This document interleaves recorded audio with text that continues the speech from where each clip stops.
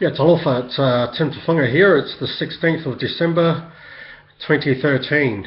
It's only a couple more weeks until 2014, and it's that festive season again, and it's time in which people resort to the silly season behaviours. Okay, right. What I'm going to talk today is the book launch that I went to see. This book that was written by Bramston et al. And it's regarding the Whitlam legacy. Now, it may be interesting to note that as a Samoan migrant into Australia, I've was unfortunate to not be within Australia when Gough Whitlam was in power from 1972 through till 1975. But his legacy had indelibly left an impact upon people such as myself as multicultural migrants into this country. During his time, the Vietnam War was at its crucible moment, in which conscription was finally outlawed, and Whitlam recalled the troops. And from an economic perspective, the revolutionary changes that he had changed the landscape of the Australian government and government policies, from education, health, and race relations in particular was quite crucial, especially for a hitherto white Australia policy at that particular time. Now, I was curious to find out more about the Gough Whitlam legacy from a New Zealander perspective as well as from a Samoan perspective, simply because during the same period of time we were living in New Zealand, and Norman Kirk was the New Zealand Labour Party, who had just overthrown the Sir Keith Holyoake National Party and to come into power in New Zealand. Norman Kirk, of course, was born in Christchurch, from my birthplace, where I was born. I was born in Christchurch, New Zealand, and over the years I've been on YouTube and posting respective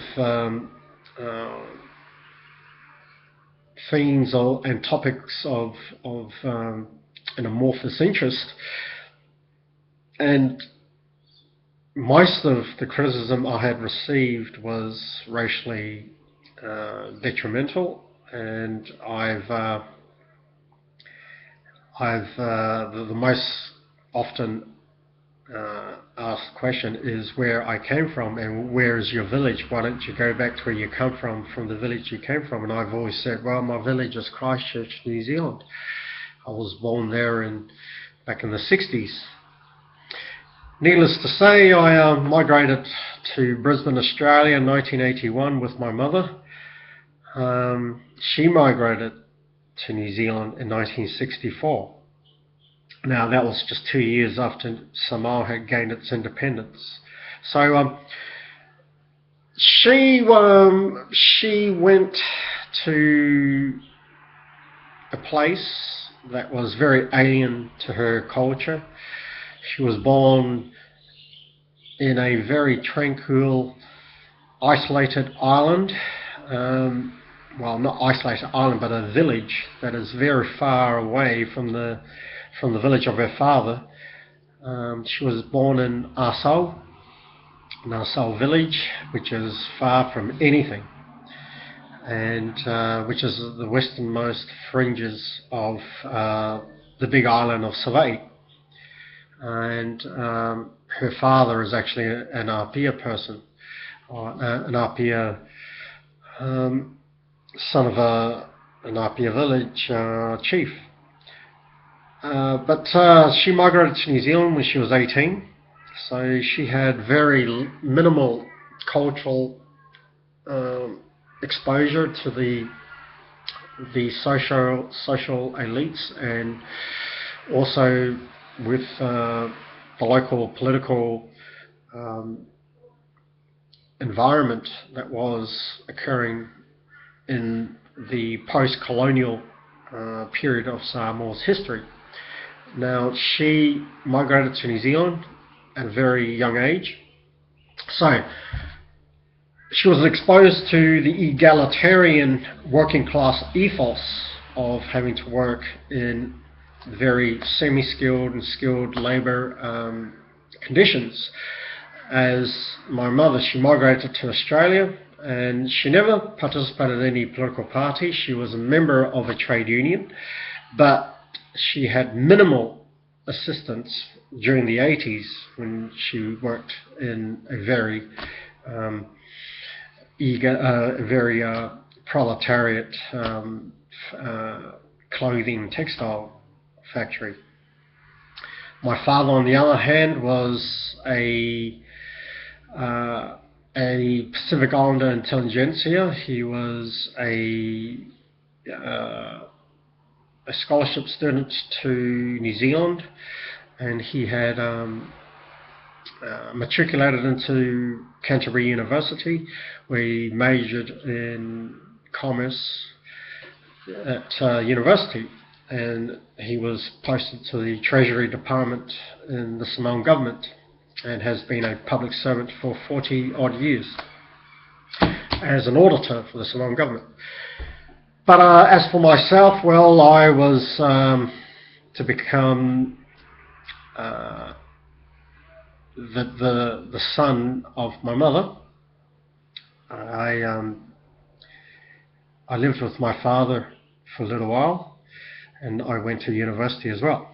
But when I came back to Australia, well, if in Rome, you do what the Romans do. So the Australian Labor Party was basically what we are meant to be members of.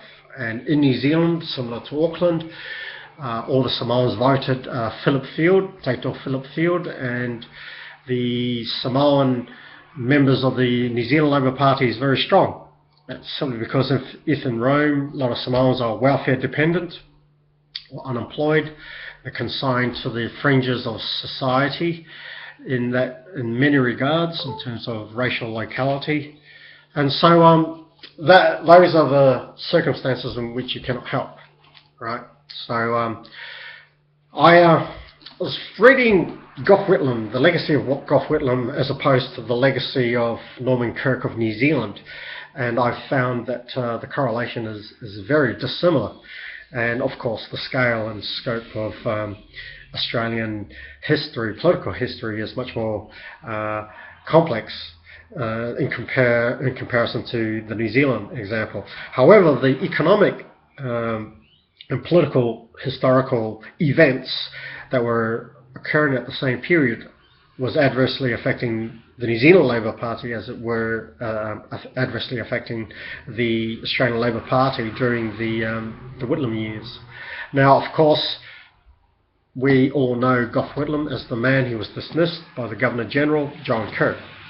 Now, that in itself is the Kerr's Kerr, as it has been cited, but everyone would recall his dismissal as opposed to any of his achievements whilst in office.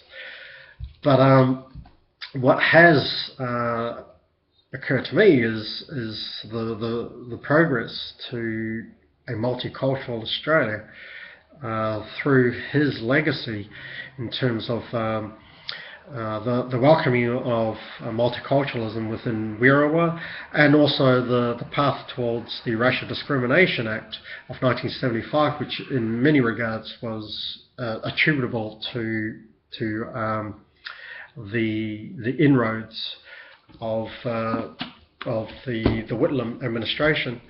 And of course, his father was Fred Whitlam, was renowned as a member of the ALP administration that were architects of the United Nations Declarations of Human Rights within the United Nations in New York. And in that regard, Australia was very instrumental for many of the human rights declarations that were signed during the 40s in the post-World War II period. And of course, the Australian Labor Party was very instrumental during that period of the United Nations foundations, and which is very good. But Australians, in terms of their attitudes, not many Australians would warm up to that middle class, genteel gentrification attitudes of Gough Whitlam, especially in the Labor Party, especially the left wing and the communist factions of the Australian Labor Party that tend to distance themselves from the more liberal side of Gough Whitlam, and that has been seen as undesirable in many regards. But by a lot of the battlers, Australians, and the traditional blue collar and trade union level of Australian culture. However, he warmed up to them because he was seen as erudite and well-spoken, and he had a very a good coach in terms of Graham Fredenberg, whom I have met and spoken to.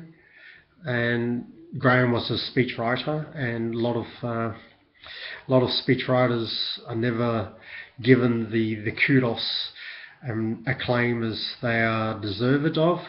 But you get that because whomever delivers the speech owns the speech, as they say, and that augurs well for Gough Whitlam legacy. No disrespecting, and also one must acknowledge Graham Fredenberg's contribution and his say in the history of the Australian Labor Party, and also for the Australian political landscape and political history in the 20th century. But that's all I have to say for now. I was impressed with reading the book. It is very good and it is enlightening. There is a lot of things that I'm unaware of until I've read it. So yeah, so it's good. I'm still going through it, and it is educational, and I would advise all political science and government students at postgraduate level, even grade 12 level in Australian history, to read it. It's highly recommended, and kudos to Troy Bramston and his efforts. It's a good book. All right, thank you. Bye-bye.